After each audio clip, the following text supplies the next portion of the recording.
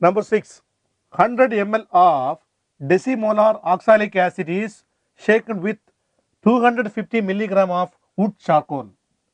If the final concentration of the solution after adsorption is 0.05 m, calculate x by m. Here x by m is the amount of oxalic acid adsorbed per gram of carbon. The options given are A 2.52 gram, B 1.26 gram, C 0.63 gram and D 5.04 gram. Decimolar means concentration is 0.1 m, that is 1 by 10.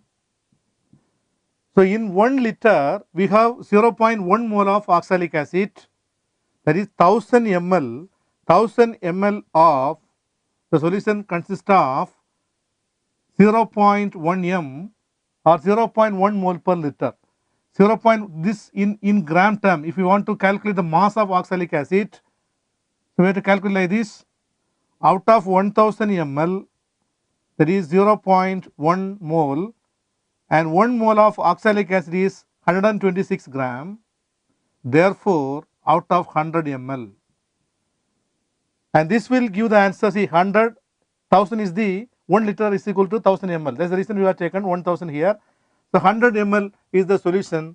Therefore, if you solve this 10 and here we get 1.26 gram.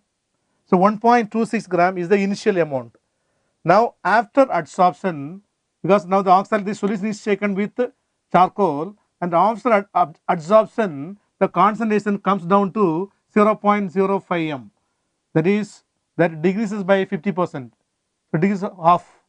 And here what happened? Therefore, out of 1.26 gram, so 0.63 gram of oxalic acid is adsorbed, and this is adsorbed by 250 milligram of what's called the charcoal. This is carbon. Therefore, in 1 gram, so 1 gram consists of 1000 milligram. Therefore, 1000 milligram, how much? So 1000 milligram of carbon is equal to 1 gram of carbon, and if you solve, you get that is 2.52 gram. 200, that is 2.52 gram or 252 milligram. 2.52 gram per gram of carbon, and the correct option is A. So go for the option A, 2.52 gram.